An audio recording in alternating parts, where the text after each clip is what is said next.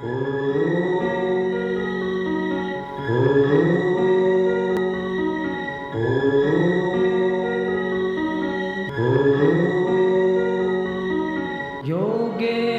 चित्तस्य पदेन वाचा मलं शरीरस्य च वैद्यकेन मलं शरीरस्य च वैद्यकेन योऽपाकरोत्तं प्रवरं मुनीनां पतञ्जलिं प्राञ्जलिमानतोऽस्मि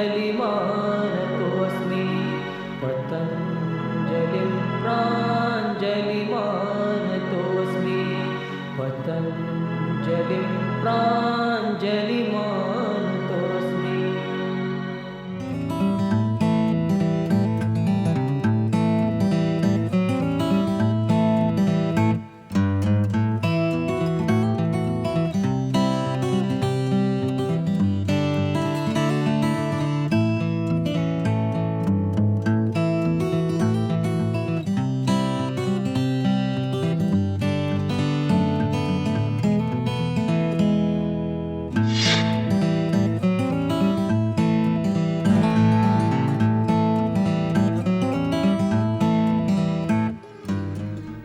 आसनों की श्रृंखला में अब प्रस्तुत है त्रिकोण आसन। जैसा कि इसके नाम से विदित होता है कि शरीर के अवयवों का जो रूप बनता है वो कोण की आकार में बनता है।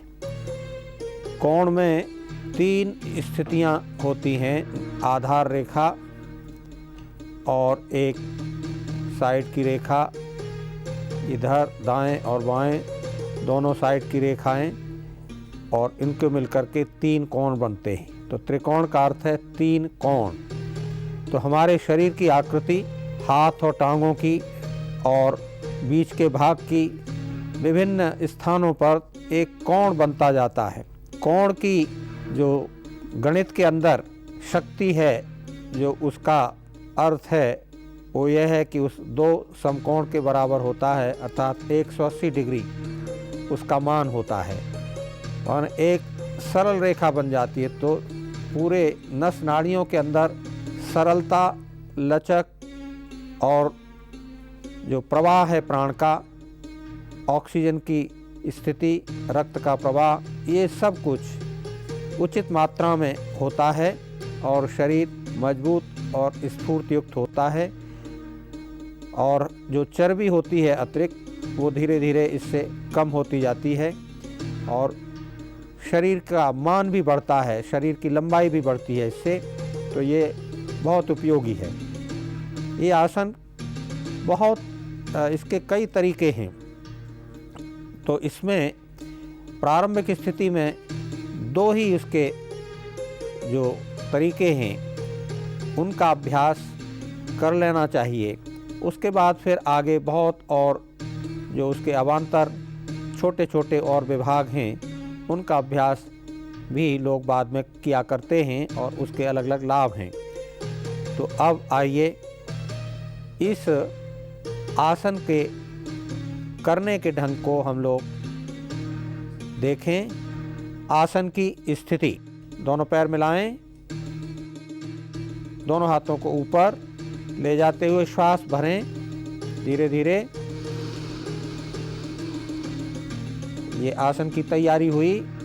आप धीरे धीरे श्वास निकालते हुए नीचे की ओर आएं, हाथों को नीचे करते हुए और टांगों में फासला दें।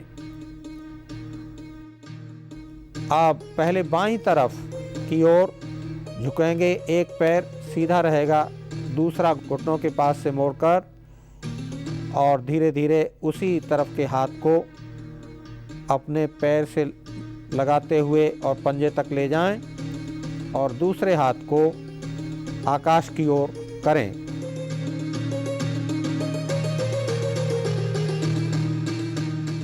दूसरा हाथ ऊपर की ओर और दृष्टि हाथ की हथेली की तरफ को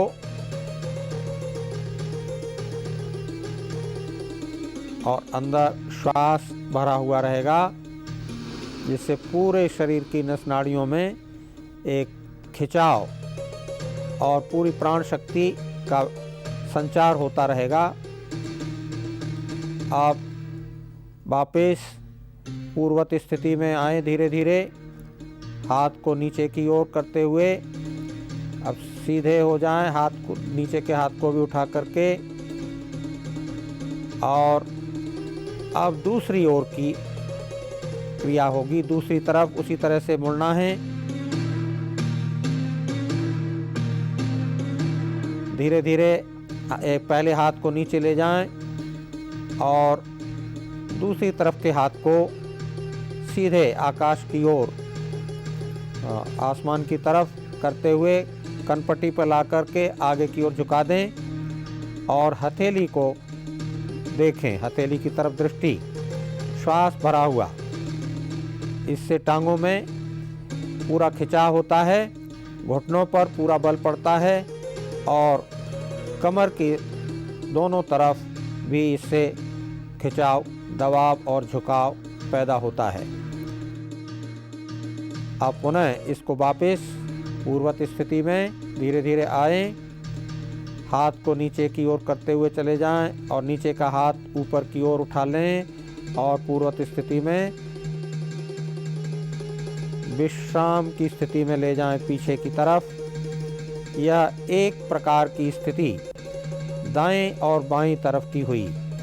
अब इसका विपरीत क्रम से, अर्थात बाएं हाथ से दाएं पैर को छुएंगे और दाएं हाथ से फिर बाएं पैर को छुएंगे। इस प्रकार विपरीत क्रम से नाड़ियों के अंदर एक तरह की मरोड़ देकर पूरी तरह से उनके दोषों को दूर किया जाता है। आप दूसरे आयाम की स्थिति, दोनों पैर मिलाएं और श्वास को भरते हुए दोनों हाथ ऊपर ले जाएं धीरे धीरे। ये आसन की तैयारी हुई। धीरे धीरे श्वास को निकालते हुए दोनों हाथ अपने साइड में ले जाएं और टांगों को फैलाएं, जितने आसानी से फैला सकते हैं उतना ही। अब पैरे लेफ़्ट की तरफ को झुकें, लेफ़्ट की तरफ, बाईं तरफ झुकें और दाएं हाथ से बायां पैर छुएं करें। दूसरे स्थिति से, ये नहीं, दूसरा। हाँ, हाथ को ऊपर रखें और इस स्थिति में थोड़ी देर ठहरें श्वास रोकते हुए। आप वापस धीरे धीरे दोनों हाथों को समानांतर करके अब दूसरे हाथ से बाएं हाथ से दायां पैर और हाथ को ऊपर,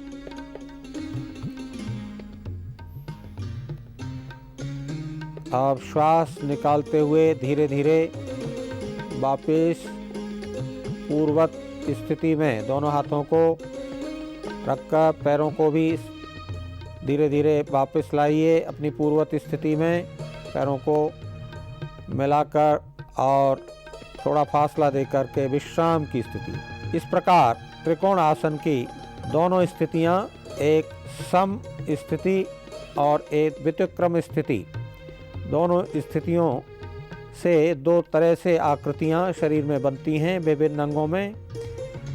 यह आसन हमारे दैनिक जीवन में सफलता के लिए बहुत उपयोगी है। मांसपेशियां पुष्ट होती हैं, हमारे कमर में खिंचाव होता है, इससे कमर दर्द भी ठीक होता है, इससे चर्बी भी कम होती है और घुटने, टांगें, बाजू और गर्दन, इसमें नाड़ियों में खिंचाव होता है, जिससे वहाँ रस रक्त का प्रवाह और ऑक्सीजन का प्रवाह वो उचित मात्रा में होता है।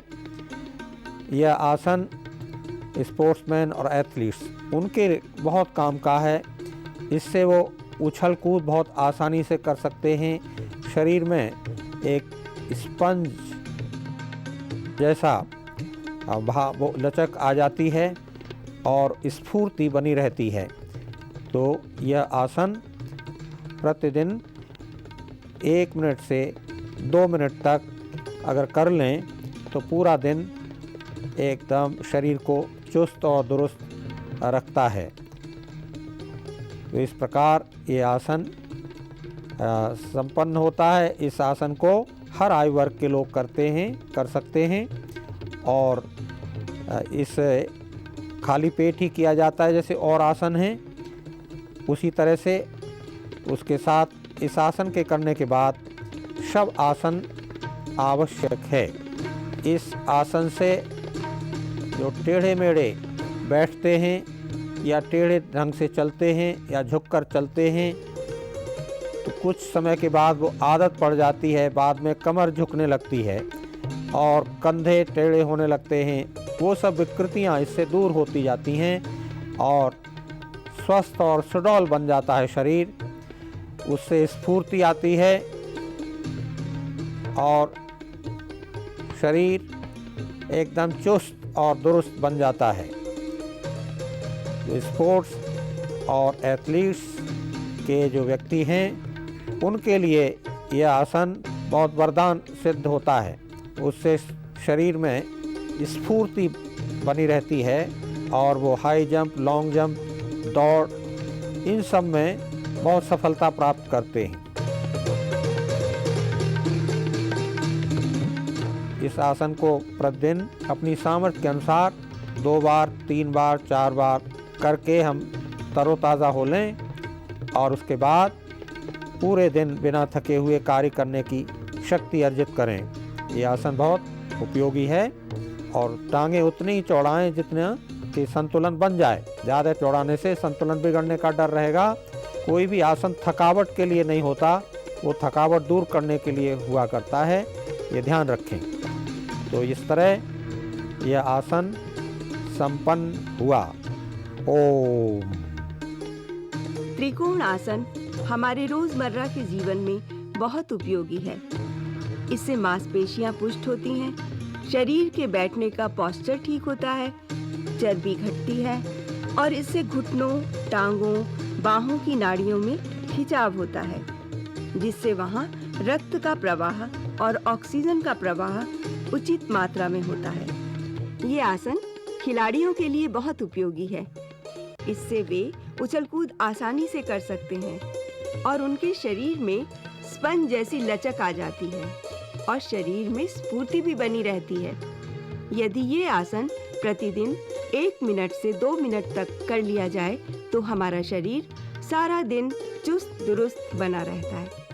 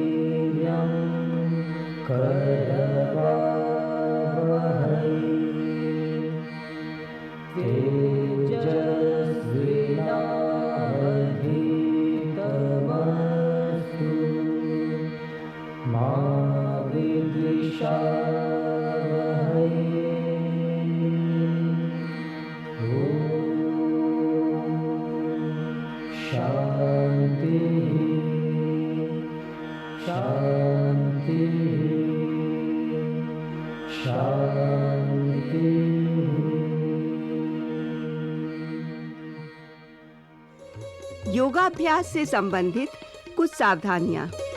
योगाभ्यास योग गुरु की देखरेख में करें। हर आसन की एक निश्चित विधि होती है जिसका पालन करना जरूरी है। अभ्यास का स्थान खुला, साफ सुथरा और हवादार हो। अभ्यास अपनी शक्ति से ज्यादा ना करें। अभ्यास के दौरान पंखा ना चलाएं। यदि बीमार हो या योग का अभ्यास करते समय कोई परेशानी या थकान महसूस हो तो योग गुरु या डॉक्टर की सलाह अवश्य लें।